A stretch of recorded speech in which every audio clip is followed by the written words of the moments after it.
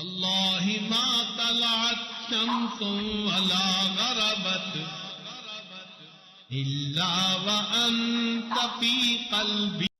اللهم صل على سيدنا محمد وعلى آل سيدنا محمد وبارك وسلم.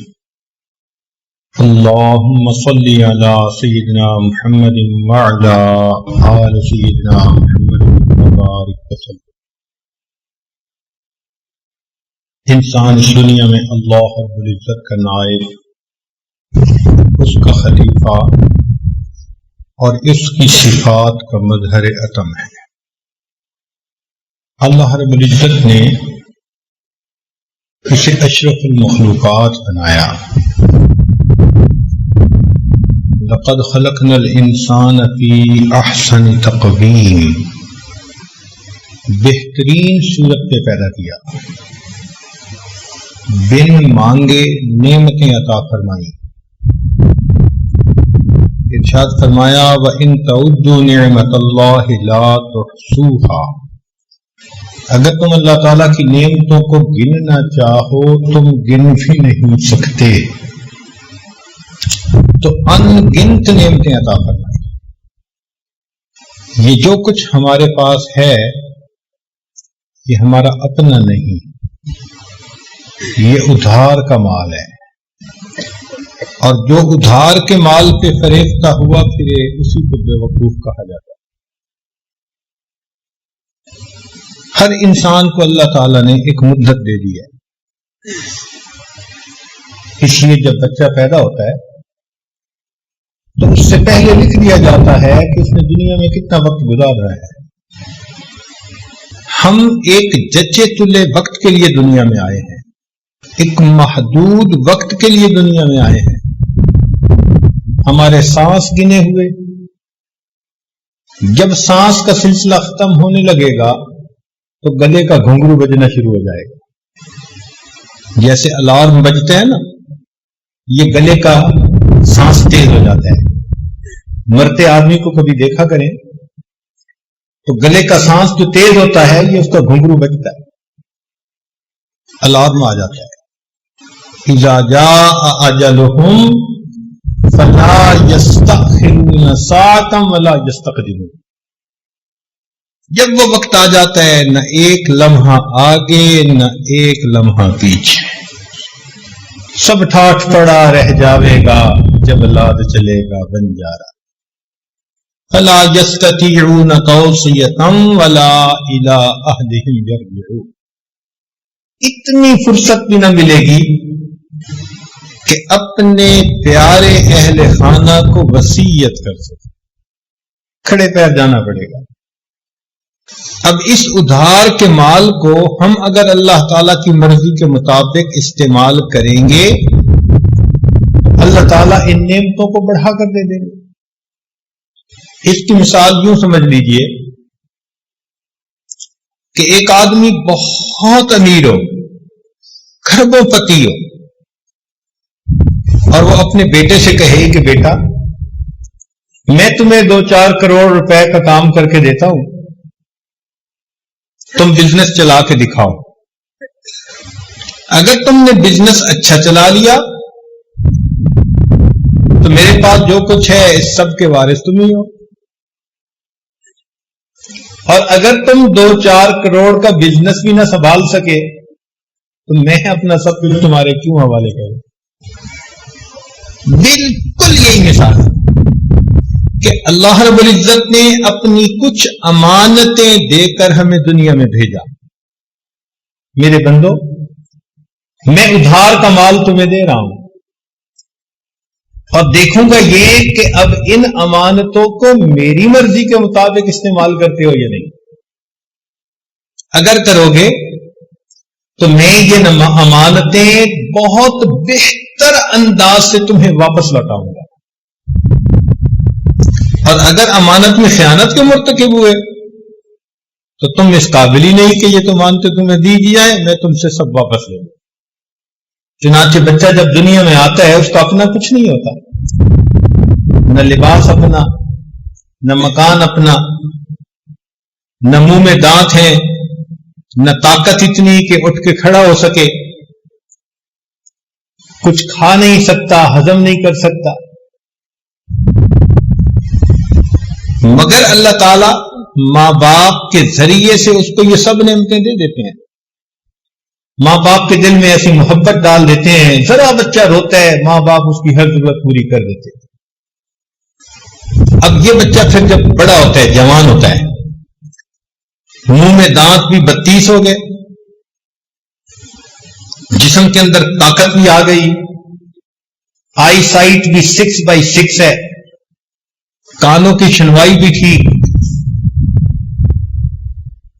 اللہ تعالیٰ نے اس کو اپنی نعمتیں کامل طریقے سے عطا فرما دی، حتیٰ کہ بیوی بھی مل گئی، گھر بھی مل گیا، اولاد بھی مل گئی، اپنا کاروبار بھی مل گیا. یہ سب اللہ تعالیٰ دے رہے ہیں. تو انسان پھر اپنی زندگی گزارتا ہے. کچھ وقت زندگی گزارنے کے بعد اللہ تعالیٰ یہ نعمتیں آہستہ آہستہ واپس لینی شروع کر دیتے ہیں.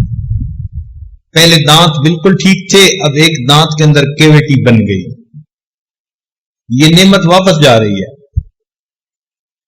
اب ایک دانت نکلوانا پڑ گیا، نعمت واپس جا رہی ہے. پہلے آواز ٹھیک سنائی دیتی تھی، اب ایک کان میں سے ذرا اونچا سنائی دینے لگا، یہ نعمت واپس جا رہی ہے. پہلے بھائی 6/6، اب ریڈنگ گلاسز لگانے پڑ گئے، یہ نعمت واپس جا رہی ہے. پہلے لکڑ ہضم پتھر ہضم، اب ذرا کھانے میں اونچ نیچ ہو تو ہاضمہ ٹھیک کام نہیں کرتا، یہ نعمت واپس جا رہی ہے. پہلے بال کالے تھے، سفید ہونے شروع ہو گئے، نعمت واپس جا رہی ہے. پہلے انسان کام کرتے تھکتا نہیں تھا، اب سانس چڑھ جاتا ہے، نعمت واپس جا رہی ہے. یہ نعمتیں آہستہ آہستہ اللہ تعالیٰ واپس لیتے لیتے ایک وقت آتا ہے کہ انسان پر موت آ جاتی ہے. موت کیا ہے؟ اللہ تعالیٰ کی تمام نعمتیں واپس لے لینے کا دوسرا نام موت. سب نعمتیں اللہ لے لیتے ہیں، نہ آنکھ کام کر رہی ہے، نہ زبان کر رہی ہے، نہ ہاتھ پاؤں کر رہے ہیں، سب نعمتیں چلی گئی. اب قیامت کے دن اللہ تعالیٰ حساب لیں گے. حساب کا کیا مطلب؟ اللہ تعالیٰ جانچیں گے کہ تم نے ان امانتوں کو ہمارے حکموں کے مطابق استعمال کیا یا من مرضی کرتے پھرے، ہماری ہی نافرمانی میں استعمال کرتے رہے. قیامت کے دن اس کا نام اعمال دیکھیں گے، گواہیاں قائم ہوگی. اگر ثابت ہو گیا کہ یہ نیک بندہ تھا اور اس نے تمام نعمتوں کو اللہ کے حکم کے مطابق استعمال کیا، اللہ تعالیٰ جنت میں بھیجیں گے اور تمام نعمتیں بہتر حالت میں واپس لوٹائیں گے. گھر دیں گے مگر دنیا کی طرح اینٹ گارے کا بنا ہوا نہیں ہوگا، سونے چاندی کی اینٹوں کا اور مشک کا اس کے اندر سیمنٹ استعمال ہوگا. ایک موتی میں سے بنا ہوا سفید سرخ یاقوت میں سے بنا ہوا گھر، ایسا گھر دیں گے جو کبھی گرے گا نہیں. نہریں ہوں گی، آبشاریں ہوں گی، بہاریں ہوں گی. اللہ تعالیٰ خادم ایسے دیں گے جو دنیا کی ماسیوں کی طرح چوتھے دن چھوڑ کے نہیں بھاگیں گے، ہمیشہ کام کریں گے. پھر اللہ رب العزت ہمیشہ کے لیے جنت دیں گے، کبھی جنت میں سے باہر نہیں نکالیں گے. آنکھ ایسی واپس لوٹائیں گے کہ جو اللہ رب العزت کا دیدار کرنے کی اہلیت رکھتی ہوگی. اللہ اکبر. دنیا میں ٹھیک استعمال کیا اپنی آنکھوں کو، آج اس کا بدلہ اتنی بہترین آنکھیں دی گئیں جو انبیاء کا دیدار کر رہی ہیں، جو نبی علیہ الصلوۃ والسلام کا دیدار کر رہی ہیں، جو اللہ رب العزت کا دیدار کر رہی ہیں. وہ آنکھیں عطا کر دی جائیں، وہ کان عطا کریں گے کہ اللہ رب العزت جنت میں قرآن مجید کی تلاوت کریں گے اور ایمان والے اس تلاوت کو سنیں گے. جوانی دی جائے گی، جس کے بعد بڑھاپا نہیں آئے گا.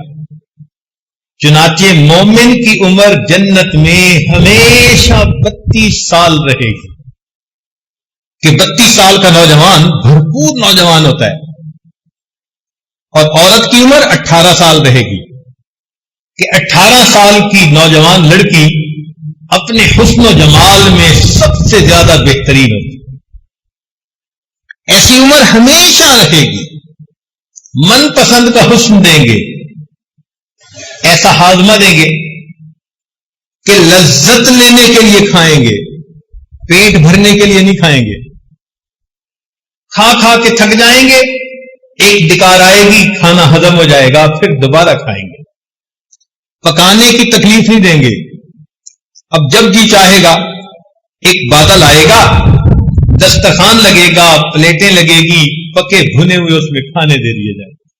میرے بندو, تمہارا کام فقط انجوائے کرنا ہے. تم نے دنیا میں صبر کیا, تم نے دنیا میں امانت میں خیانت نہیں کی, تم نے ان نعمتوں کو ہمارے حکموں کے مطابق استعمال کیا.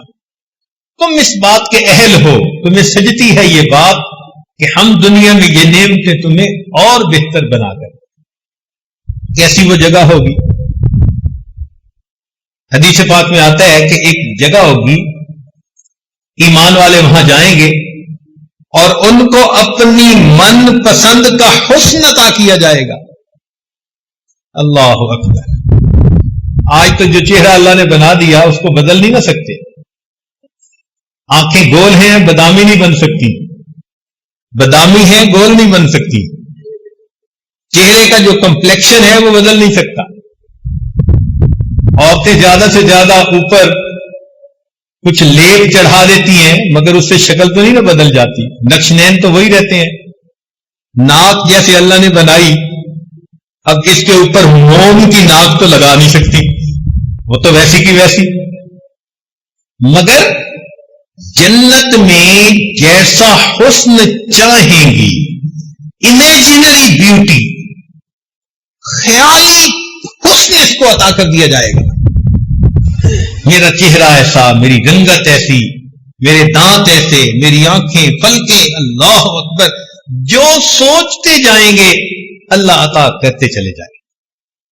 فرمائیں گے وَلَكُمْ فِيهَا مَا تَشْتَهِي أَنفُسُكُمْ وَلَكُمْ فِيهَا مَا تَدَّعُونَ. جو تمہارا جی چاہے گا آج ہر نعمت ہم تمہیں عطا فرمائیں. اللہ اکبر کبیرہ. وہ کیسی جگہ؟ دنیا کے کپڑے آج بناؤ تو چند دنوں مہینوں کے اندر بوسیدہ ہو جاتے ہیں. پھر جتنا بھی امیر آدمی ہو کپڑے دھو کے پہنتا ہے. جنت میں دھونے کا مسئلہ ہی کوئی نہیں. حدیث پاک کا مفہوم کہ جنتی کے گھر میں انار کا درخت لگا ہوگا, جب کپڑے بدلنا چاہے گا اس انار کو کھولے گا اور اس میں سے ایک خوبصورت لباس فیکٹری کا پیک شدہ اس کو مل جائے گا. ہر مرتبہ نیا لباس پہنے گا, دھونے کا مسئلہ ہی نہیں. واہ میرے مولا, یہ اللہ تعالیٰ کا بوتیک ہے. ہر گھر میں ہر عورت کو دے دیا جائے گا. دنیا میں تمہیں بازاروں کے اندر جوتیاں چٹکانی پڑتی تھی, میچنگ کرنی پڑتی تھی. لو دیکھو ہم تمہیں کیسے کپڑے عطا کرتے ہیں. حدیث پاک کا مفہوم کہ جنت میں عورت کو ایسے کپڑے پہنائے جائیں گے اس کے ایک کپڑے میں سے 70,000 رنگ جھلک رہے ہوں گے. یہ نعمتیں دے دی جائیں گی. کیوں؟ دنیا میں ان کو ٹھیک استعمال کیا. اب یہ اس بات کا حقدار ہے کہ اس کو یہ نعمتیں اور زیادہ عطا فرما دے. اور اگر قیامت کے دن حساب کے وقت یہ ثابت ہو گیا کہ یہ تو خیانت کرنے والا تھا, یہ تو کرائے کے مال کو مالک کے مکان کے حساب سے استعمال نہیں کرتا تھا, من مرضی سے. اللہ تعالیٰ فرمائیں گے تو اس قابل ہی نہیں, تھوڑی سی نعمتیں دی تو ان کو ہماری نافرمانی میں استعمال کرتا رہا, اب تو جسٹیفائی کر ہی نہیں تھی, ہم تمہیں یہ نعمتیں واپس نہیں دیں گے. اللہ تعالیٰ یہ سب نعمتیں واپس لے لیں گے. چنانچہ موت کے وقت انسان سے یہ نعمتیں چھینی جاتی ہیں، اور قیامت کے دن انسان کو کھڑا کیا جائے گا، اس کے پاس یہ نعمتیں نہیں ہوں گی۔ سنیے قرآن عظیم الشان، اللہ تعالیٰ فرماتے ہیں وَنَحْشُرُهُمْ يَوْمَ الْقِيَامَةِ عَلَى وُجُوهِهِمْ عُمْيًا وَبُكْمًا وَصُمًّا، اندھے بہرے گونگے اٹھائے جائیں گے، زبان نہیں دی جائے گی۔ یہ غلط استعمال، جھوٹ بولتا تھا، زبان سے چغلی کھاتا تھا، غیبت کرتا تھا، زبان کی نعمت لے لی جائے گی، آنکھوں کی نعمت لے لی جائے گی۔ یہ تو غیر کی طرف حسرت بھری نگاہیں اٹھا کے دیکھتا تھا، اس قابل نہیں کہ اس کو آنکھیں ملے، اندھا کھڑا کریں گے۔ کانوں کی سنوائی اللہ تعالی سماعت واپس لے لیں گے، اور چہرے کا حسن بھی واپس۔ وَهُمْ فِيهَا كَالِحُونَ، بالکل کالے چہرے ہوں گے۔ جنتی یوم تبیض وجوہ، اور جہنمی یوم تسود وجوہ، کالے چہرے۔ لباس دنیا کا نہیں دیا جائے گا، سرابیلہم من قطران، اللہ اکبر، اللہ تعالیٰ فرماتے ہیں گندھک کا بنا ہوا لباس دیں گے، اتنا بدبودار ہوگا۔ فقہا نے لکھا ساری دنیا کے انسان، حیوان، چرند پرند اگر مر جائیں اور ان کی لاشیں ایک جگہ پر اکٹھی کریں اور وہ گل سڑ جائیں، اتنی بدبو وہاں نہیں ہوگی، اتنی بدبو جہنمی کے کپڑوں میں ہوگی۔ آج تو خوشبوئیں لگاتے ہیں نا جی، چھڑکتے ہیں اپنے اوپر، ایسے کپڑے جب پہنائیں گے مجھے تو لگتا ہے دم ہی گھٹ جائے گا۔ مکان بڑے نہیں دیں گے، کوٹھیوں میں رہنے والے، بڑے مکانوں میں رہنے والے، تو اس مکان میں ہماری نافرمانی کرتا تھا، اب تجھے مکان نہیں ملے گا۔ مکانن ضیقن، اتنا تنگ مکان ہوگا کہ وہاں رہ نہیں سکے گا۔ دعوا ہنالک ثبورا، موت مانگے گا، کہا جائے گا لا تدعوا اليوم ثبورا واحدا وادعوا ثبورا کثیرا، ایک موت نہ مانگو، جتنی چاہے موتیں مانگو، تمہاری جان نہیں چھوٹتی، تم اللہ کی امانتوں میں خیانت کر کے آنے والے لوگ ہو، تمہیں مزہ چکھائیں گے، تم کس مالک و ملک کے حکم کو پس پشت ڈالا۔ موت بھی مانگے گا، موت نہیں آئے گی۔ اب تو گھبرا کہ یہ کہتے ہیں کہ مر جائیں گے، مر کے بھی چین نہ پایا تو کدھر جائیں گے۔ دنیا میں کھانے کھاتا تھا، ڈشز ہوتی تھی، دسترخوان بچتے تھے، اس کے سامنے مختلف قسم کے سوپ ہیں، پلاؤ ہیں، کھانے کی چیزیں۔ جہنم میں کھانے کے لیے زقوم دیا جائے، یہ اتنا کڑوا کہ اگر انسان صبح کے وقت اس کو اپنے ہونٹوں پہ لگائے تو شام تک کڑواہٹ منہ سے نہ جائے، اور کانٹے بھی ہوتے ہیں، مگر اتنا بھوکا ہوگا کہ اسے کھائے گا، جب کھائے گا تو کانٹے چبھیں گے، نہ اگلتے بنے گی نہ نگلتے بنے گی۔ پانی مانگے گا تو پینے کے لیے دنیا کی طرح اس کو ہنی کولا نہیں دیا جائے گا، بلکہ وہاں پر جہنمیوں کے زخموں سے جو خون اور پیپ بہے گی اس کو پیالوں کے اندر جمع کر کے پینے کے لیے دیا جائے گا، کہا جائے گا کہ پیو۔ ولا طعام الا من غسلین لا یاکلہ الا الخاطئون۔ غسلین کا ترجمہ مفسرین نے یہی کیا کہ خون اور پیپ جو بہے گا نا، آج تو کسی کا زخم ہو تو اس میں پیپ پڑ جائے تو اس کو صاف کرتے ہوئے ڈاکٹر بھی اپنے ناک کو ڈھانپ لیتے ہیں، اتنی بو ہوتی ہے، اس کو پیئیں گے، پیو اسے۔ آج تو گرمی ہوتی ہے نا تو ٹھنڈے پانی سے نہاتے ہیں، وہاں جہنم کی گرمی ہوگی، یصب من فوق رؤوسہم الحمیم، گرم کھولتا پانی سر پہ ڈالیں گے۔ اس دماغ میں بھس بھرا ہوا تھا، یہ ہمارے غیر کے بارے میں ہر وقت سوچتا رہتا تھا، غیر سے محبت کے دعوے کرتا تھا، میں تمہارے بغیر رہ نہیں سکتا، یہ بولتا تھا۔ آج اس کے دماغ کے اوپر کھولتا پانی ڈالو، یہ لوگوں کے دل دکھاتا تھا۔ اللہ تعالیٰ ایسی جگہ پہنچائیں گے، نار اللہ الموقدہ التی تطلع علی الافئدہ، آگ کی چنگاریاں اٹھیں گی اور گائیڈڈ میزائل کی طرح اس کے دل کو ٹارگٹ بنائیں گی۔ تم لوگوں کے دل دکھاتے تھے، آج تمہارا دل دکھائیں۔ تو موت نام ہے اللہ تعالی کی دی ہوئی ان نعمتوں کے چھن جانے کا۔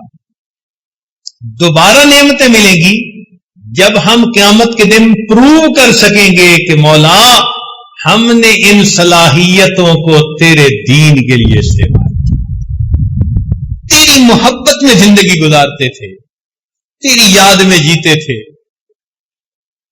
تیرے کعبے کو جبینوں سے بسایا ہم نے، تیرے قرآن کو سینوں سے لگایا ہم۔ یہ لوگ ہوں گے جو قیامت کے دن کامیابی پانے والے ہوں، اور جو دنیا میں مستیاں اڑانے والے، نمازوں کی پرواہ نہیں، حلال حرام کی تمیز نہیں، اولئک ما یأکلون فی بطونہم الا النار۔ اب سوچنے کی بات یہ ہے کہ ہمیں اللہ تعالی کی ان نعمتوں کو آئندہ اللہ تعالی کے حکموں کے مطابق استعمال کریں۔ اگر غلط استعمال کریں گے تو ہم ڈسکوالیفائی ہو جائیں گے، خود ہی ڈسکوالیفائی ہو جائیں گے، ہم ان نعمتوں کے قابل ہی نہیں ہیں۔ کوالیفائی کرنے کے لیے ان نعمتوں کو اللہ کے حکموں کے مطابق استعمال کیجیے۔ آپ ذرا غور کریں، اگر یہ نعمتیں اللہ رب العزت ہمیں نہ دیتے تو ہم کیسے زندگی گزار پاتے؟ ذرا اس آدمی سے پوچھئے جس کو اللہ رب العزت نے آنکھیں نہیں دی۔ ایک مرتبہ ایک نابینا لڑکا تھا، نوجوان تھا، آیا مجھے کہنے لگا جی میرے لیے حضرت دعا کر دیں۔ تو ایسے ہی دل میں خیال آیا بھئی یہ نوجوان ہے، کہہ رہا ہے میرے لیے دعا کریں، تو میں پوچھوں تو صحیح کیا دعا کرواتا ہے۔ تو میں نے پوچھا کہ بھئی کیا دعا کریں؟ میرا گمان یہ تھا کہ شاید یہ کہے گا جی کہ میری شادی ہو جائے، لیکن جیسے ہی میں نے پوچھا اس نابینا کی آنکھوں میں آنسو آ گئے۔ مجھے کہنے لگا حضرت ابھی بھی مجھے بتانے کی ضرورت ہے میں کتنا بدنصیب انسان ہوں کہ جس کو میں ماں اور باپ کہتا ہوں میں زندگی میں کبھی ان کا بھی چہرہ نہیں دیکھ سکا۔ اس نوجوان کے آنسوؤں نے مجھے آنکھوں کی قدر سکھا دی۔ یہ آنکھیں کتنی قیمتی ہیں، قرآن نہیں دیکھ سکتا، بیت اللہ کو نہیں دیکھ سکتا، اللہ والوں کے چہروں کو نہیں دیکھ سکتا۔ ایک نعمت ہے جس سے بندہ محروم۔ اس بندے کو دیکھو جس کی زبان کام نہیں کرتی، گونگا ہوتا ہے، اس کے اندر جذبات ہیں مگر اپنے جذبات کا اظہار نہیں کر سکتا، جس کی سماعت کام نہیں کرتی وہ اشاروں سے باتیں سمجھتا ہے۔ ہم نے ایک نوجوان کو دیکھا اتنا خوبصورت، لاکھوں میں کوئی ایک، رال ٹپک رہی تھی۔ میں نے پوچھا بھائی خیریت تو ہے؟ کہنے لگے جی کہ اس کا دماغ کام نہیں کرتا۔ میں نے باڈی دیکھی تو حیران ہوا، اللہ لاکھوں میں کسی کو آپ اتنی خوبصورت جسمانیت دیتے ہوں گے، مگر چونکہ دماغ نہیں تھا، منہ سے ڈال ٹپک رہی تھی اور اسے اپنا ہوش ہی نہیں تھا۔ سوچئے اگر اللہ رب العزت دونوں ہاتھ نہ دیتے تو کیا ہوتا؟ جس کے دونوں ہاتھ نہیں ہوتے، ذرا سوچئے وہ بندہ کھانا کیسے کھاتا ہو؟ پانی پینے میں دوسرے کا محتاج، کپڑے پہننے میں دوسرے کا محتاج، سردیوں میں بستر میں سو جائے تو اپنی رضائی کو ٹھیک کرنے میں دوسرے کا محتاج، جسم کی نجاست صاف کرنے میں دوسرے کا محتاج، ناک صاف کرنے میں دوسرے کا محتاج، کان کھجانے میں دوسرے کا محتاج، چہرے دھونے میں دوسرے کا محتاج، اس کی زندگی کیسے گزرتی ہوگی؟ ہم نے اپنی زندگی میں ایک مقتول یدین بندے کو دیکھا، اس دن احساس ہوا اللہ دونوں ہاتھوں کا سلامت رہنا آپ کی کتنی بڑی نعمت ہے۔ اللہ رب العزت نے دونوں پاؤں عطا کر دی۔ جن کے پاؤں نہیں ہوتے، کٹے ہوئے ہوتے ہیں، فالج زدہ ہوتے ہیں، ذرا ان سے ان پاؤں کی قدر و قیمت تو معلوم کر کے دیکھیں کہ یہ تمام نعمتیں اللہ نے بن مانگے عطا فرما دی۔ کیا اس لیے دی کہ ہم اس کے حکموں کی نافرمانی کریں؟ نہیں، ہرگز نہیں۔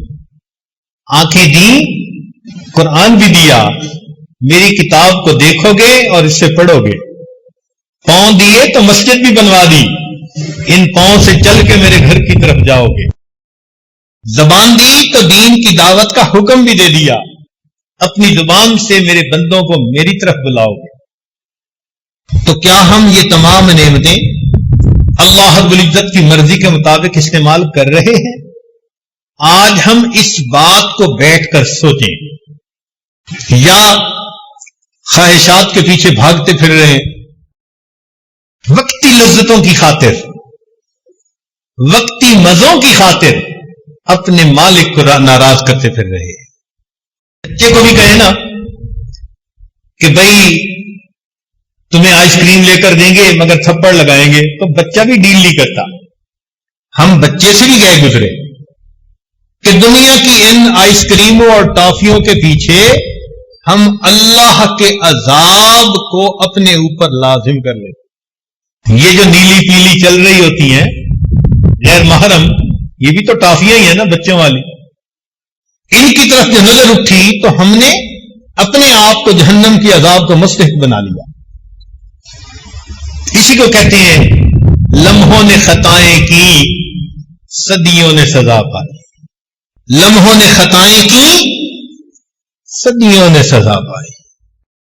اللہ رب العزت نے ہر انسان کو نفس عطا فرمایا، اس نفس کے اندر خیر بھی ڈال دی اور شر بھی ڈال دیا۔ چنانچہ علماء نے لکھا ہے کہ نفس کے 3 مرتبے ہیں۔ ایک ہے نفس امارہ، یہ سرکش نفس ہے جو انسان کو ہر وقت اللہ تعالی کی نافرمانی اور بغاوت کے اوپر اکساتا رہتا ہے۔ ان النفس لامارۃ بالسوء الا ما رحم ربی، یہ شیطان کا ساتھی، یہ شیطان کا ایجنٹ ہے۔ جو شیطان ہمارے دل و دماغ میں ڈالتا ہے، یہ نفس اس کو پورا کرنے کے لیے ہمیں ورغلاتا ہے۔ یہ ہمارا اندر کا دشمن، کہتے ہیں نا گھر کا بھیدی لنکا ڈھائے، یہ ہمارے گھر کا بھیدی ہے، یہ لنکا ڈھا دکھاتا ہے۔ ایک ہوتا ہے نفس لوامہ، گناہ تو کر بیٹھا پھر افسوس بھی کرتا ہے، مجھے ایسا نہیں کرنا چاہیے تھا، شرمندگی بھی ہوتی ہے، ندامت بھی ہوتی ہے، حسرت بھی ہوتی ہے، افسوس بھی ہوتا ہے، یہ نفس لوامہ۔ اور ایک نفس مطمئنہ، نفس مطمئنہ وہ نفس ہوتا ہے کہ جس کو اللہ کی فرما برداری ہی میں راحت ملتی ہے، وہ ہر وقت اللہ کی رضا جوئی کے لیے کمر بستہ ہوتا ہے، وہ اللہ تعالیٰ کی نافرمانی کے بارے میں سوچتا ہی نہیں، اللہ کی رضا والی زندگی کے لیے ہر وقت قدم بڑھاتا ہے۔ اس کو نفس مطمئنہ کہا جاتا ہے۔ یہ نفس مطمئنہ جن کو نصیب ہو جائے تو ان لوگوں کی زندگی شریعت کے مطابق زندگی ہوتی ہے. یہ اپنے اعضاء کی امانت کو اللہ تعالی کے حکموں کے مطابق استعمال کرتے ہیں. یہ وہ لوگ ہیں جو صحیح معنوں میں انسان ہیں. جیسے ایک مشہور واقعہ ہے، ایک نوجوان نہر کے کنارے جا رہا تھا. اس نے پانی کے اندر ایک سیب بہتا دیکھا. بھوک لگی ہوئی تھی، آگے بڑھ کر سیب اس نے کھا لیا. جب پیٹ میں کچھ پہنچ گیا، اب بات سمجھ میں آئی کہ یہ سیب میرا تو نہیں تھا، تو کسی اور کی ملکیت، اور میں نے تو بغیر اجازت کے کھا لیا. لہذا اب مجھے چاہیے کہ میں اس کے مالک کے پاس جاؤں، یا قیمت ادا کروں یا معافی مانگ لوں. چنانچہ اس نے پانی کے اپوزٹ ڈائریکشن میں اپ سٹریم چلنا شروع کر دیا. آگے جا کر اس کو سیب کے باغات نظر آئے، ٹہنیاں نہر تک آئی ہوئی تھی. اس نے سوچ لیا کہ یہاں سے سیب گرا اور میں نے کھایا. باغ کے مالک کے پاس گیا، کہنے لگا میں فقیر آدمی ہوں، میرے پاس پیسے تو نہیں کہ دے سکوں، تو آپ برائے مہربانی مجھے یہ حق معاف کر دیں. انہوں نے کہا میں تو معاف نہیں کرتا. اچھا بھائی جتنا مانگتے ہیں لے لیں. اس نے کہا ٹھیک ہے، میں ایک شرط لگاتا ہوں، اس کو پورا کر دو، میں معاف کر دوں گا. کیا شرط؟ میری ایک بیٹی ہے، آنکھوں سے اندھی، کانوں سے بہری، زبان سے گنگی، ہاتھ پاؤں سے لنگڑی لولی، یوں سمجھو زندہ لاش ہے. اس سے نکاح کرو اور اس کے ساتھ زندگی گزارو. نوجوان حیران، عجیب آزمائش میں مبتلا ہو گیا. پھر اس نے سوچا کہ دنیا میں ایسی زندہ لاش کے ساتھ زندگی گزارنا آسان، قیامت کے دن اللہ کے سامنے جواب دہ ہونا یہ مشکل کام. دن طے ہو گیا، نکاح ہو گیا. جب بیوی کے پاس گیا تو دیکھا کہ وہ صحیح سالم خوبصورت ہنستی بولتی نوجوان لڑکی. اگلے دن سسر سے ملاقات ہوئی. اس نے کہا بتاؤ بھائی کہ آپ نے مہمان کو کیسے پایا؟ کہنے لگا جی کہ آپ نے تو کہا تھا کہ وہ گنگی ہے، بہری ہے، اندھی ہے، لولی لنگڑی ہے. اس نے کہا سنو، میری ایک ہی بیٹی تھی، میں نے اس کو دین پڑھایا، قرآن کی حافظہ، حدیث کی عالمہ بنایا. اب میں چاہتا تھا کہ اس کا میں نکاح ایسے بندے سے کروں کہ جس کے دل میں اللہ کا خوف ہو، تقویٰ ہو جس میں. جب تم ایک سیب کی خاطر مجھ سے معافی مانگنے آئے تو میں نے ڈیسیژن لیا کہ اس نوجوان کے دل میں اللہ کا بڑا خوف ہے، اور جس کے دل میں اللہ کا خوف ہو وہی بیویوں کے حقوق ادا کر سکتا. اس لیے میں نے کہا. اس نے کہا مگر آپ نے جو بیٹی کے بارے میں بتایا وہ چیزیں تو ٹھیک نہیں تھی. اس نے کہا دیکھو، میں نے کہا تھا کہ یہ بکماء اللسان ہے، اس لیے کہ اس نے کبھی غیر محرم سے کوئی بات ہی نہیں کی. یہ امیاء العینین ہے، اس لیے کہ غیر محرم کی طرف اس نے کبھی آنکھ اٹھا کے نہیں دیکھی. میں نے کہا یہ سماء الاذنین ہے، اس نے کبھی غیر محرم کی شر والی باتیں ہی نہیں سنی. میں نے کہا یہ کسیحۃ القدمین ہے، اس کے دونوں پاؤں فالج زدہ، اس لیے کہ میری اجازت کے بغیر گھر سے کبھی نکلی ہی نہیں. ایسے بھی تو لوگ زندگی گزار گئے. یہ ہے صحیح معنوں میں انسان کہ جن کے جسم کا ایک ایک عضو اللہ رب العزت کی رضا کے مطابق استعمال ہوتا ہے. عبداللہ بن مبارک رحمۃ اللہ کو ایک عورت ملی جو ہر بات کے جواب میں اللہ کے قرآن کی آیت پڑھتی تھی. امام ربانی مجدد ثانی رحمۃ اللہ علیہ فرماتے ہیں اس امت میں ایسے بھی لوگ گزرے ہیں کہ ان کے گناہ لکھنے والے فرشتے کو 20 سال تک کوئی گناہ لکھنے کا موقع ہی نہیں ملا. یہ صحیح معنوں میں انسان ہے جن کا ہر عمل اللہ تعالی کی مرضی کے مطابق، ان کے ہر عمل پر ان کے سینے میں نور بھر دیا جاتا ہے. یہ ایمان کا نور، اعمال کا نور، یہ قیامت کے دن ان کے کام آئے گا۔ اس نور کے ساتھ پھر یہ لوگ زندگی گزارتے ہیں۔ افمن کان میتا فاحییناہ وجعلنا لہ نور یمشی بہ فی الناس، اللہ تعالیٰ ان پہ ایک نور عطا فرما دیتے ہیں، اس نور کے ساتھ وہ اللہ کے بندوں میں دین کا کام کر رہے ہوتے ہیں۔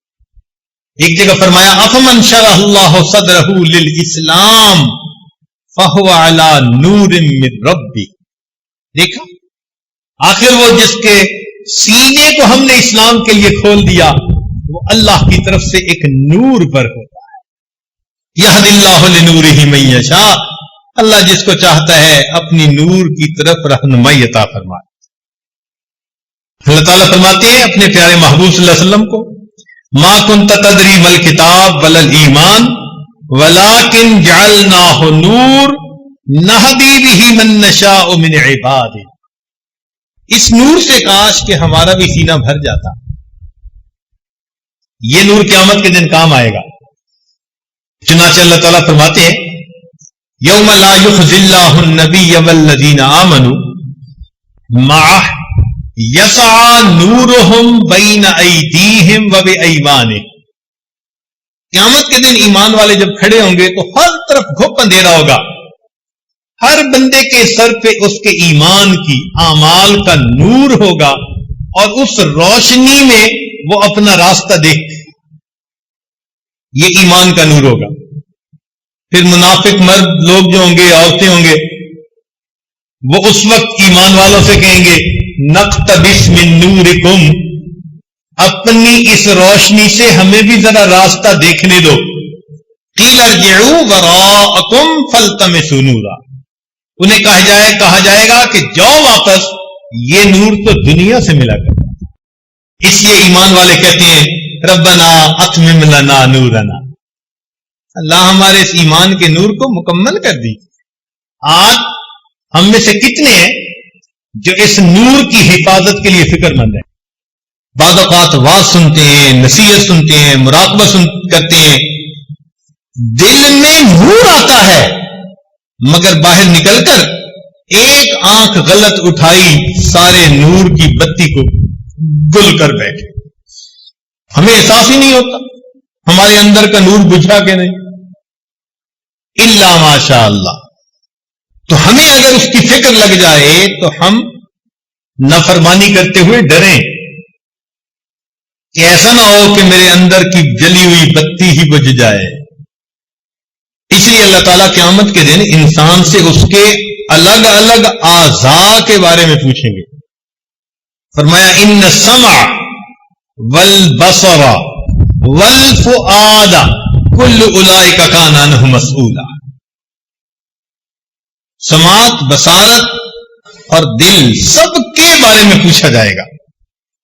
ہمارے اکابر دعائیں مانگتے تھے اللہ ہمیں ان لوگوں میں سے بنا دے الذین یستمعون القول فیتبعون احسنا، جو بات کو سنتے ہیں اور بہتر انداز سے اس پر عمل کرتے ہیں، بہتر انداز سے اس پر عمل کرتے ہیں۔ علماء نے لکھا ہے ایک ہے انسان کی ظاہری شکل، ایک ہے انسان کی اصلی شکل۔ وہ جو اصلی شکل ہے نا وہ اس کے اعمال کے حساب سے ہوگی، جیسا گناہ کرتا ہوگا اندر کی شکل ویسی ہوگی۔ جیسے فرمایا نا کہ اولئک کالانعام بل ہم اضل، یہ جانوروں سے بھی بدتر، اولئک هم الغافلون۔ کیوں کہ جانور تین طرح کے ہوتے ہیں، ایک شیر ہے، چیتا ہے، اس کو جب بھوک لگتی ہے تو وہ دوسرے کو کاٹ کھاتا ہے، پیٹ بھرا ہوتا ہے پھر اس کے اوپر چوہا چڑھ کے ناچے اسے پرواہ نہیں ہوتی۔ دوسری طرح کے جانور گائے، بھینس، بکری، یہ خود تکلیف اٹھا لیتے ہیں مگر اپنی خاطر دوسرے کو تکلیف نہیں دیتے۔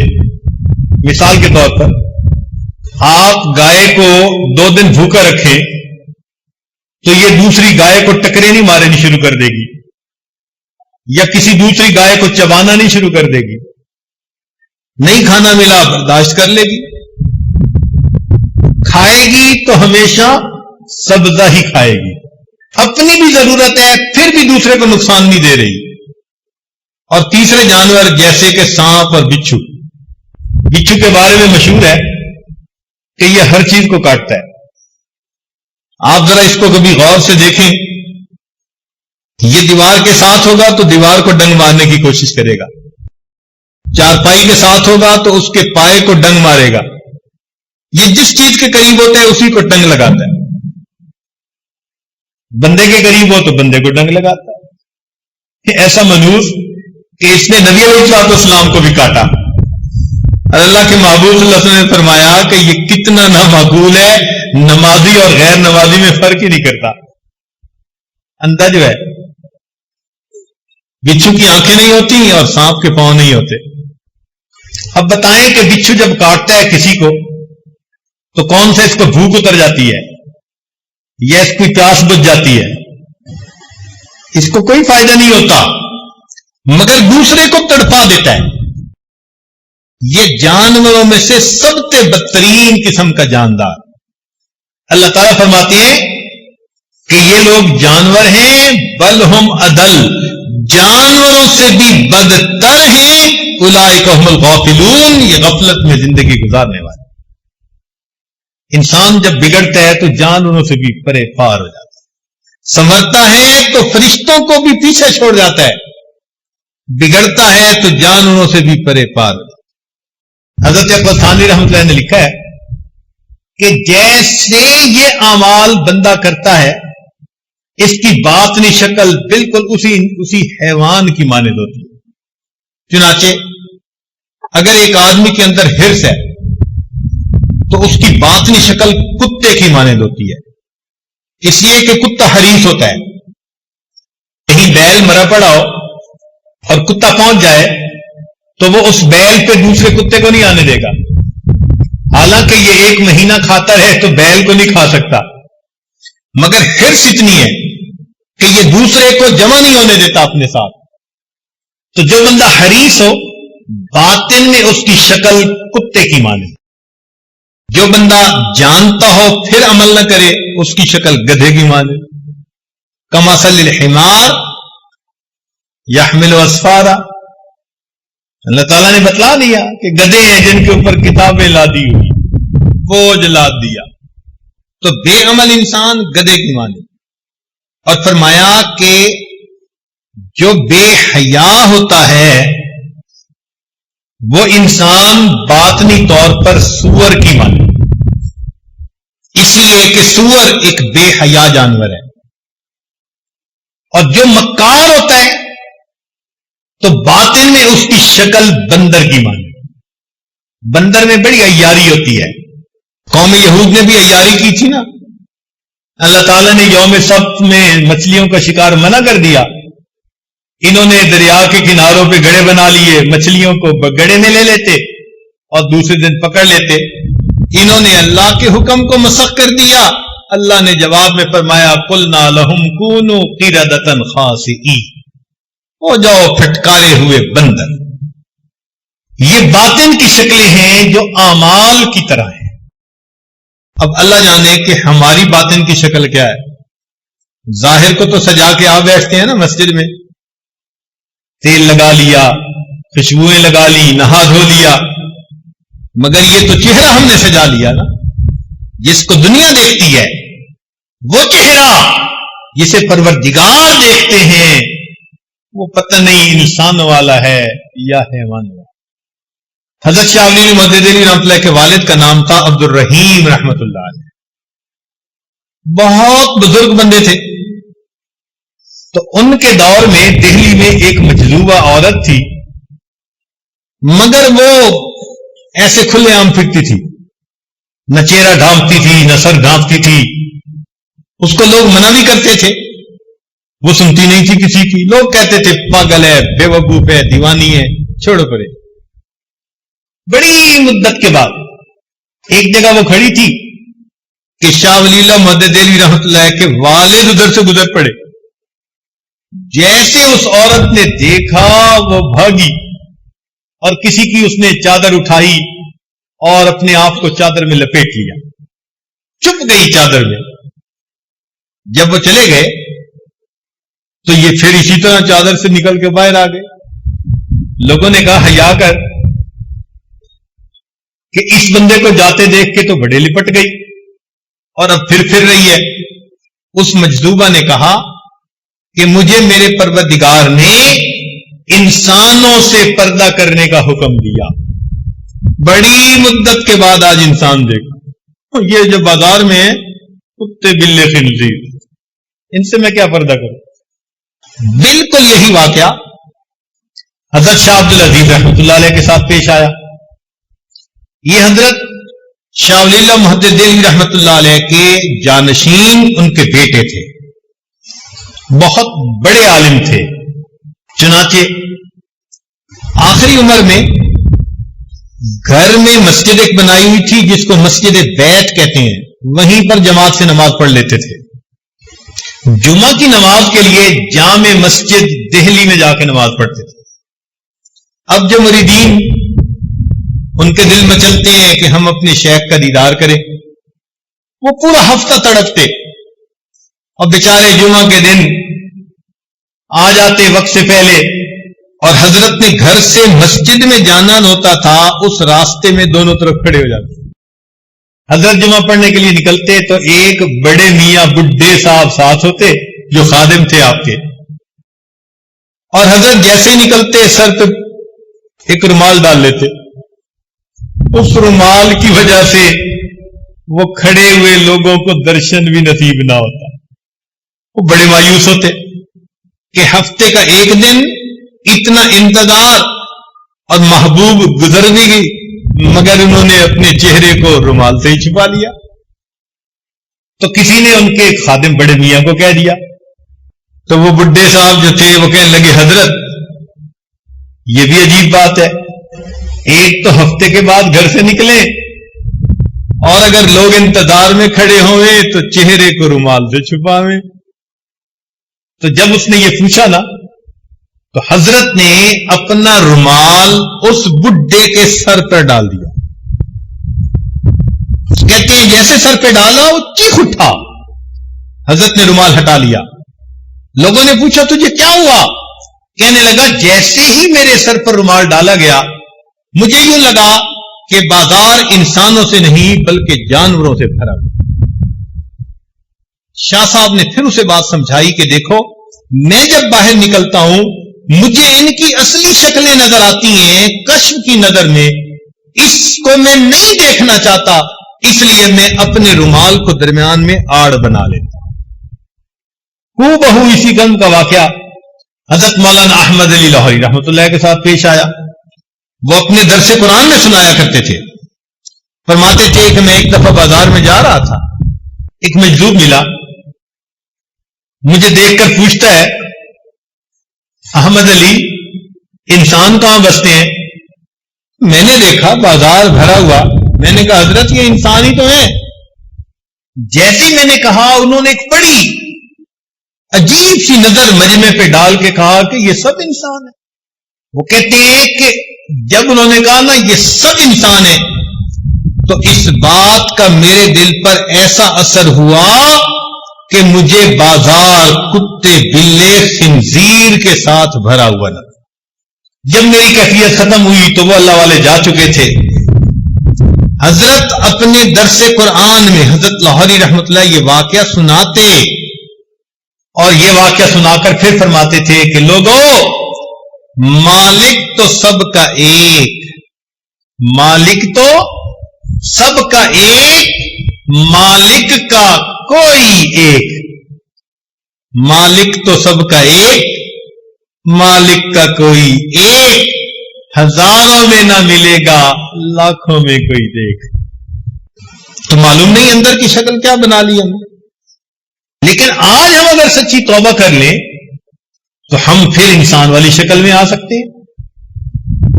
جسم کے اعضاء کو اللہ رب العزت کے حکموں کے مطابق استعمال کرنا شروع کر دیں.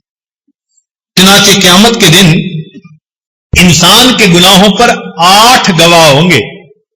مختصر طور پر 4 گواہ کہہ دیتے ہیں، لیکن اگر تفصیل اس کی میں جائیں تو قیامت کے دن ہر انسان کے گناہ پر کتنے گواہ ہوں گے؟ 8 گناہ ہوں گے. گواہوں کے نام بھی گنوا دیں یا آگے چلیں؟ سنیے گناہوں کے نام کیا کیا، ان گواہوں کے نام کیا ہیں اور ان کی تفصیل کیا ہے.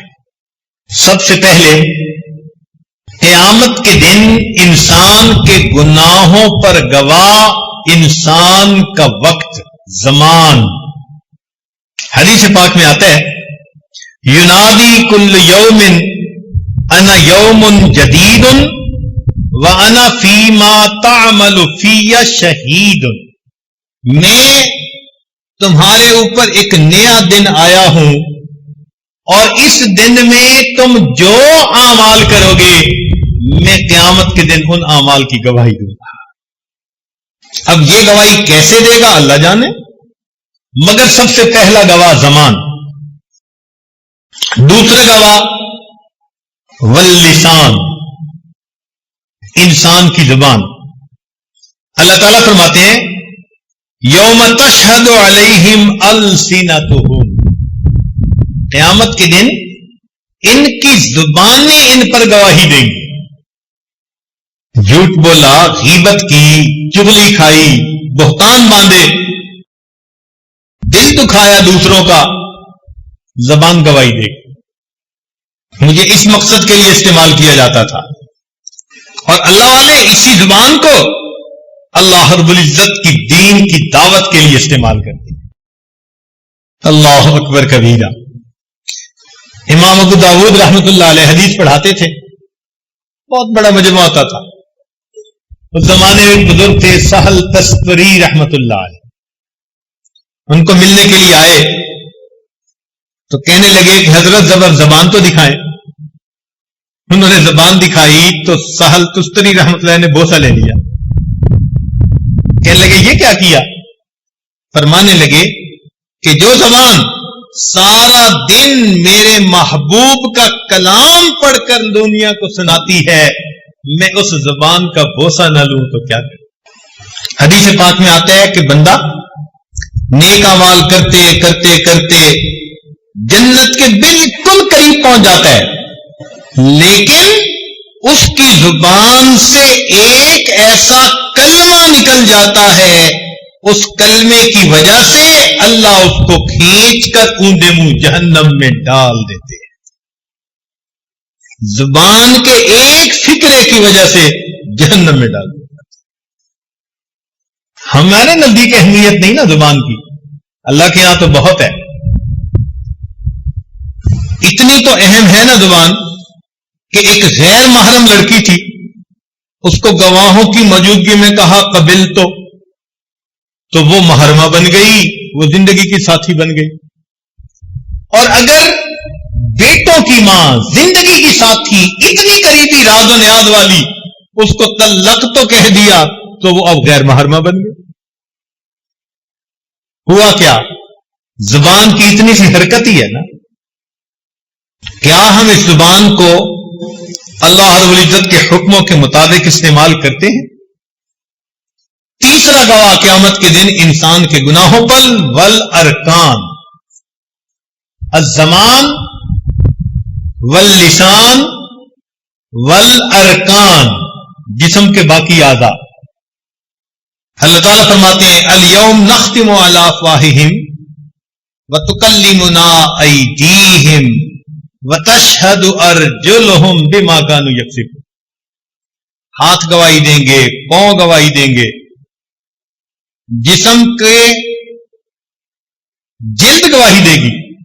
وقالوا لجلودہم لما شہدتم علینا، یہ اعضاء کو کہیں گے کہ تم نے کیوں ہمارے خلاف گواہی دی؟ قالوا انطقنا اللہ الذی انطق کل شیء. جن اعضاء سے ہم گناہ کرتے ہیں یہی تو اللہ تعالیٰ کی خفیہ پولیس ہے، یہی تو ہمیں پکڑوائیں گے قیامت کے دن. اللہ تعالیٰ فرماتے ہیں وما کنتم تستترون ان یشہد علیکم سمعکم وابصارکم وجلودکم، تم تو گناہ کرتے ہوئے اعضاء سے پردہ ہی نہیں کیا کرتے تھے. جن کی لذتوں کی خاطر ہم گناہ کرتے ہیں، کل قیامت کے دن انہی کی گواہی پر ہمیں جہنم میں ڈالا جائے. تو گواہ 8 ہوں گے: الزمان واللسان والارکان والمکان. مکان سے کیا مراد؟ جس جگہ پر گناہ کریں گے، زمین کا وہ ٹکڑا.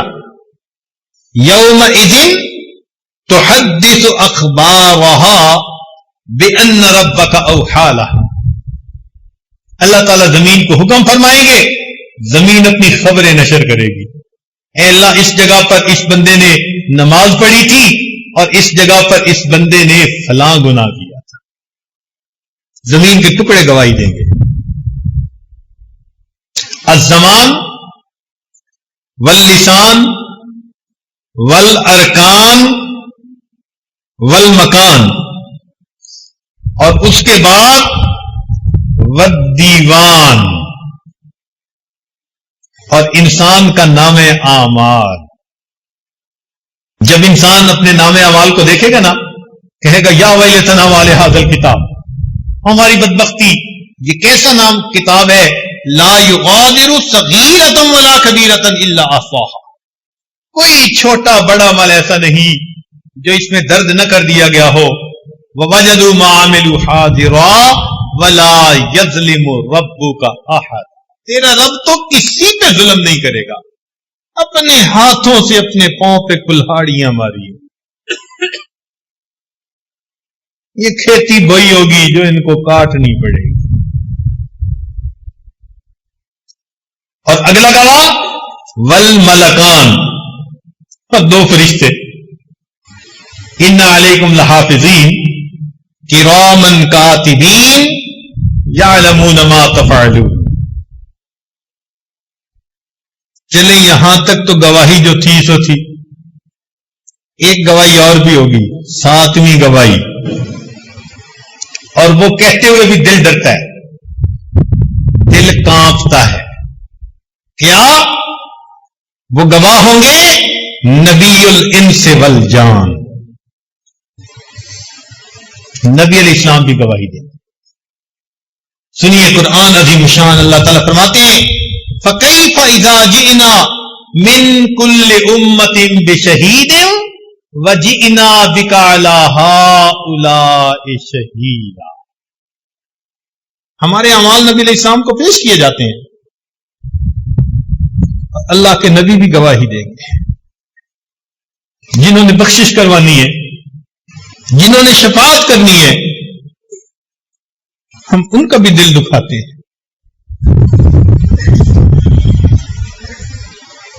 ایک شاعر نے کوئی اچھے اشعار لکھے تو ایران کا ایک آدمی تھا، اس کو پسند آئے. وہ شاعر سے ملنے کے لیے آیا، سمجھا کہ یہ کوئی بڑا اللہ والا ہوگا. جب آ کے دیکھا تو وہ بیٹھا اپنی داڑھی کو مونڈ رہا تھا. تو اس بندے نے دیکھا تو اس نے ایک آہ بھری. تو شاعر اسے کہنے لگا کہ کیوں تم ٹھنڈی آہ بھر رہے ہو؟ میں اپنی داڑھی کو تراش رہا ہوں، کسی کے دل کو تو نہیں تراش رہا. اس نے کہا خدا کے بندے، تو کسی عام بندے کے دل کو نہیں تراش رہا، تو میرے محبوب صلی اللہ علیہ وسلم کے دل کو تراش رہا. ایسی دل پر بات بیٹھی، سچی توبہ کر کے کہنے لگا جزاک اللہ کہ چشمم باز کر دی، مرابا جانے جاں ہمراز کر دی.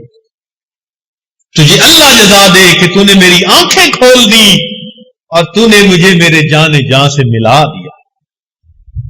تو یہ جو گناہ ہم کرتے ہیں نا، اللہ رب العزت کے محبوب کو پیش کیے جاتے ہیں، اعمال پیش ہوتے ہیں.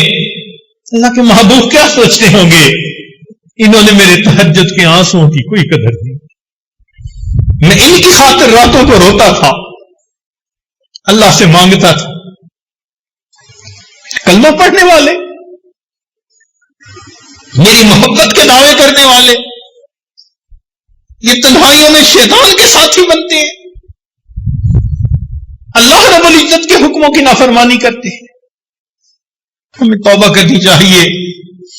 ہم نے آج تک اللہ کے محبوب صلی اللہ علیہ وسلم کو کتنی اذیت پہنچائی۔ اور آٹھواں گواہ جس کو کہتے ہوئے اور زیادہ ڈر لگتا ہے،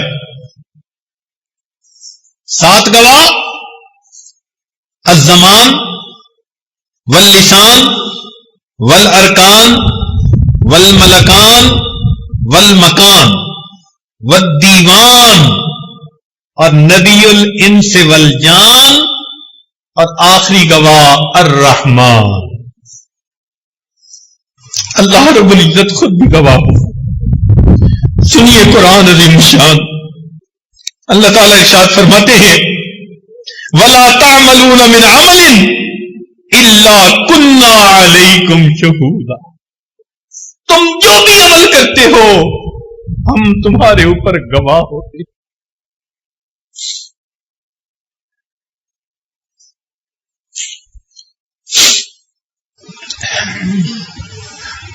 سوچئے یہ نافرمانی ہمیں کہاں لے ڈوبے گی؟ آج وقت ہے ہم اللہ رب العزت کے سامنے سچی توبہ کر لیں۔ میرے مولا، ہم آپ کے سامنے آپ کے حکموں کی نافرمانیاں کرتے رہے، آج احساس ہوا ہم سچی توبہ کرتے ہیں۔ میرے مولا، آپ سے معافیاں مانگتے ہیں، اے اللہ معاف کر دیجئے۔ آپ نے قرآن مجید میں فرمایا کہ اچھے بروں کے ساتھ اچھائی کا سلوک کریں۔ میرے مولا، ہم برے نکلے، ہم برائی کے مرتکب ہوتے رہے، مگر آپ تو اچھے ہیں۔ مولا، اچھے بروں کے ساتھ اچھائی کا معاملہ فرمائے، آپ اچھائی کا معاملہ فرما دیجئے، ہمارے ان گناہوں کو معاف کر دیجئے، ہماری ان خطاؤں کو بخش دیجئے۔ یہ آپ کی دی ہوئی نعمتیں ہیں۔ اگر اللہ رب العزت کوڈ فٹ کر دیتے کہ میرے دیے ہوئے جسم کے جس عضو سے نافرمانی کرو گے یہ عضو معطل ہو جائے گا، آج ہمارے جسم کے اعضاء کام بند کر چکے ہوتے، آنکھیں بند ہو چکی ہوتی، کان بہرے ہو چکے ہوتے، زبانیں گنگ ہو چکی ہوتی، ہاتھ پاؤں شل ہو چکے ہوتے۔ تو اللہ کی رحمت ہے، اس سب کچھ کے باوجود اپنی نعمتیں استعمال کے لیے عطا کیے جا رہے ہیں۔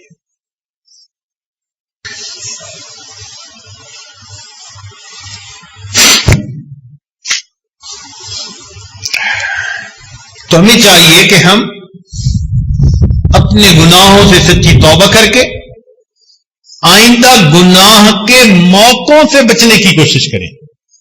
توجہ فرمائیے، گناہ سے بچنے کی نہیں، گناہ کے موقعوں سے بچنے کی کوشش کیجیے، اور اللہ تعالیٰ سے دعا مانگے، اے اللہ غم حیات کے سائے محیط نہ کرنا، کسی غریب کے دل کو غریب نہ کرنا، میں امتحان کے قابل نہیں میرے مولا، مجھے گناہ کا موقع نصیب نہ کرنا۔ اے اللہ گناہ کے موقع سے مجھے بچا لے، میں آزمائش کے قابل نہیں، میں امتحان کے قابل نہیں۔ پھسلنے والے ہیں، گرنے والے ہیں، میرے مولا ہمیں گرنے پھسلنے سے بچا لیجیے۔ ہمارے اکابر گناہ کے موقع سے کتنا ڈرتے تھے، اللہ اکبر کبیرہ، حیران ہو جاتے ہیں۔ ابو ہریرہ رضی اللہ تعالیٰ عنہ، جنہوں نے نبی علیہ السلام کی سب سے زیادہ احادیث کی روایت کی،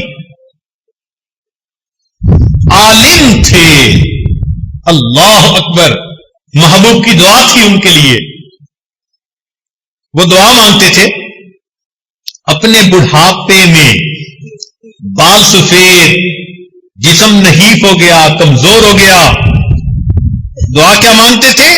اللہم انی اعوذ بک من ان ازنی و اسرک، اے اللہ میں آپ کی پناہ مانگتا ہوں کہ میں زنا کروں یا چوری کروں۔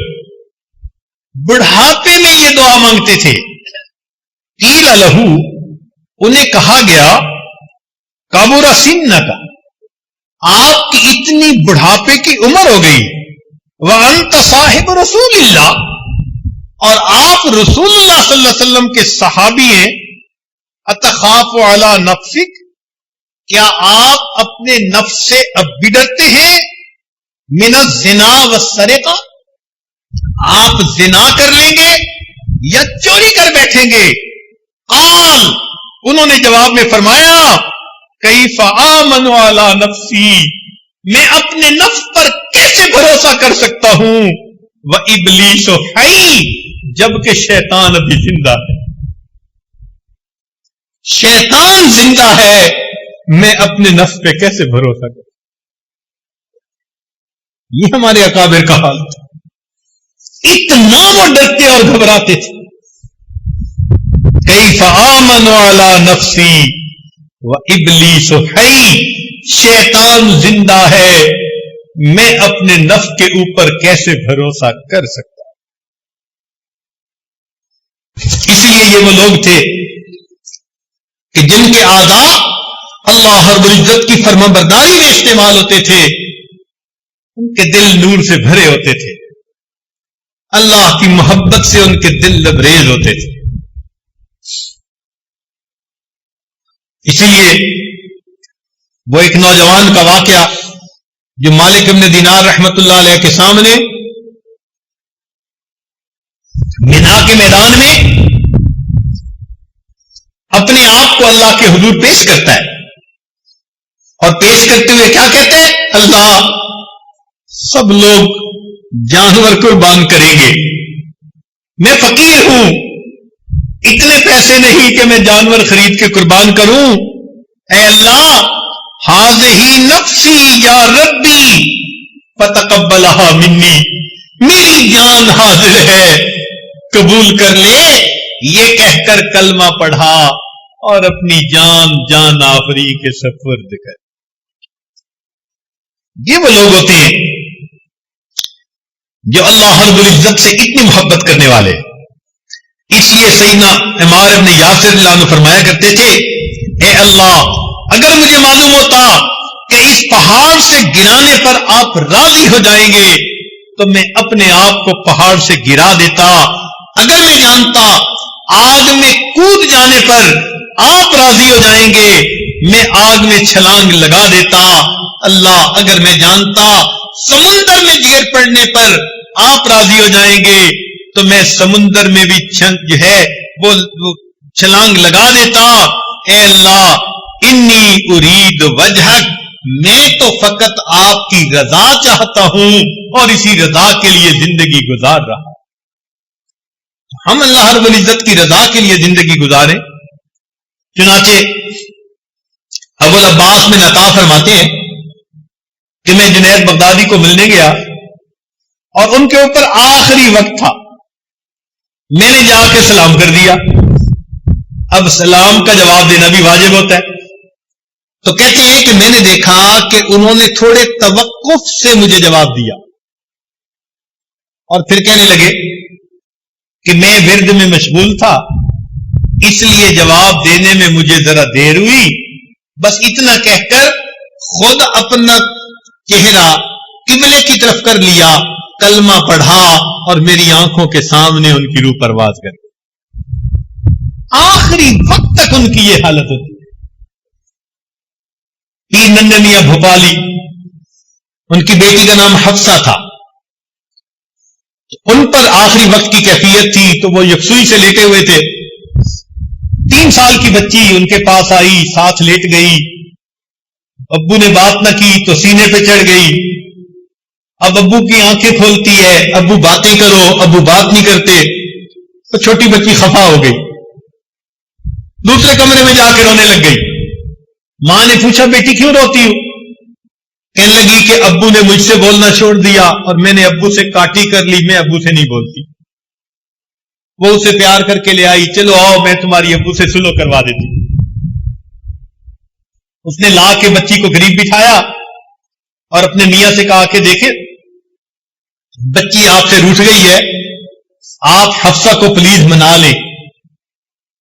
تو جب یہ الفاظ کہے انہوں نے آنکھ کھولی اور پوچھنے لگے کون سی حفصہ اور کیسی حفصہ؟ ہم نے تو اپنے یار کو منا لیا، لا الہ الا اللہ محمد الرسول اللہ، کلمہ پڑھا اور ان کی روح پرواز کریں گے۔ جنہوں نے اللہ کی فرما برداری کی ہوتی ہے وہ پھر آخری وقت میں کہتے ہیں کون سی حفصہ اور کیسی حفصہ، ہم نے اپنے یار کو منا لیا۔ کاش کہ ہم بھی اپنے یار کو منا لیتے، اپنے پروردگار کو منا لیتے۔ اس کا طریقہ یہی ہے کہ زندگی میں جو گناہ اب تک کر چکے ان گناہوں کی اپنے اللہ سے معافی مانگ، وہ بڑا کریم پروردگار ہے، جو بندہ بھی گناہوں سے معافی مانگتا ہے اللہ رب العزت گناہوں کو معاف فرما دیتا۔ اس لیے شاعر نے کہا اے اللہ کیف ادعوک وانا عاصم، کیسے دعا مانگوں میں تو بڑا گناہگار ہوں۔ اور پھر کہا وکیف لا ادعوک وانت کریم، اللہ میں کیسے دعا نہ مانگوں جبکہ آپ اتنے کریم۔ اس لیے کہنے والے نے کہا وفدت علی کریم بغیر زاد، میں کریم کے دروازے پہ آیا ہوں سامان سفر پاس نہیں۔ من الاعمال والقلب السلیم، نہ اعمال ہے نہ سمرا ہوا دل ہے۔ وفدت علی الکریم بغیر زاد من الاعمال والقلب السلیم، فإن الزاد أقبح من كل شيء إذا كان الوفود على الكريم۔ اللہ کسی کریم کی دعوت میں جائیں اور گھر سے اپنا کھانا ساتھ لے کر جائیں تو وہ ناراض ہوتا ہے۔ اللہ آپ کریم ہیں، سامان سفر نہیں لا سکے لیکن اتنی دل میں امید ضرور ہے کہ کریم کے دروازے پہ آئے ہیں۔ میرے مولا ہم سے یہ نہ پوچھنا کہ میرے بندوں کیا لائے ہو، صرف اتنا پوچھ لینا میرے بندوں کیا لینے کے لیے آئے ہو۔ ہم آپ کے دروازے پہ حاضر ہیں میرے اللہ، ہم اس کا جواب نہیں دے سکیں گے۔ اگر آپ نے پوچھا کہ کیا لائے ہو، آپ کریم ہیں، اتنا پوچھ لینا میرے بندوں کیا لینے کے لیے آئے ہو۔ اللہ رب العزت ہمیں اپنی رضا والی زندگی گزارنے کی توفیق عطا فرمائے۔ اب آخری بات، اللہ تعالیٰ کے ہاں ایک دستور ہے کہ بندہ جو بھی گناہ کرتا ہے تو سزا اسی عمل کی جنس سے دی جاتی ہے۔ جو بھی گناہ کرتا ہے تو بندے کو جو سزا ملتی ہے وہ اسی عمل کی جنس میں سے دی جاتی ہے۔ مثال کے طور پر جو بدنگاہی کا مرتکب ہوا، حدیث پاک میں آتا ہے کہ قیامت کے دن لوہے کی سلاخیں گرم کر کے ان کی آنکھوں میں سلائی پھیری جائے گی، جن سے عمل میں سے ان کو سزا دی گئی۔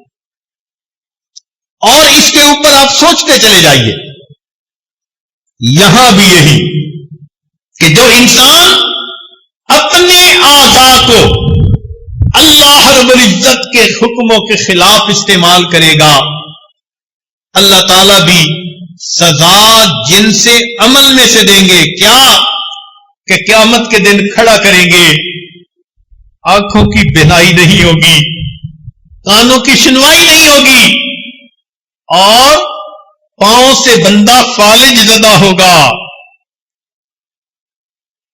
کیا فرمایا؟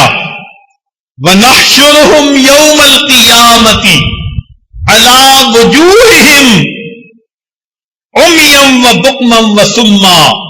اندھا ہوگا، بہرا ہوگا، گنگا ہوگا، مگر یہ بھی ساتھ کہہ دیا عَلَى وُجُوهِهِمْ. تو مفسرین نے لکھا اس کا ترجمہ یہ ہے یہ اللہ کے حکموں کو الٹ دیتا تھا، آج اللہ اس کو الٹ دیں گے. یہ بندہ سر زمین پر ہوگا، پاؤں اوپر ہوں گے، سر کے بل چلتا ہوا اللہ کے سامنے مجرم بنا کے پیش کیا جائے، الٹا پیش کیا جائے. تو میرے اعضاء کو حکموں کے خلاف استعمال کرتا تھا، ہم نے بھی تیرے جسم کے چلنے کی ترتیب بدل دی، سر کے بل چل کے آ. عَلَى وُجُوهِهِمْ، سر کے بل چل کے جائے گا. آج وقت ہے اللہ رب العزت کے سامنے اپنے گناہوں کی سچی معافی مانگ لیجئے. کتنی بڑی ذلت ہوگی. اللہ کے محبوب ہوں گے، انبیاء، صدیقین، صالحین، شہداء ہوں گے، اور اس مجمع میں اگر ہم سر کے بل الٹے چل رہے ہوں گے. یہ کون صاحب ہے؟ یہ طالب علم صاحب ہے. یہ کون ہے؟ یہ صوفی صاحب ہے. الٹے چل کے آ رہے ہیں جی، اللہ کے حکموں کو الٹ دیا کرتے. آج ہم اللہ رب العزت کے حکموں کی عظمت کو سیکھ لیں.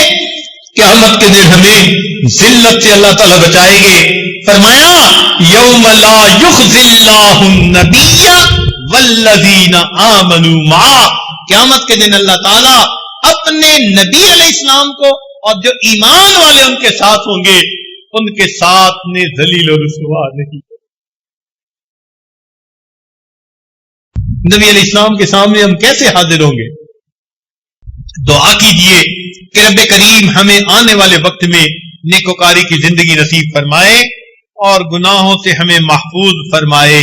وآخر دعوانا ان الحمد للہ رب العالمین.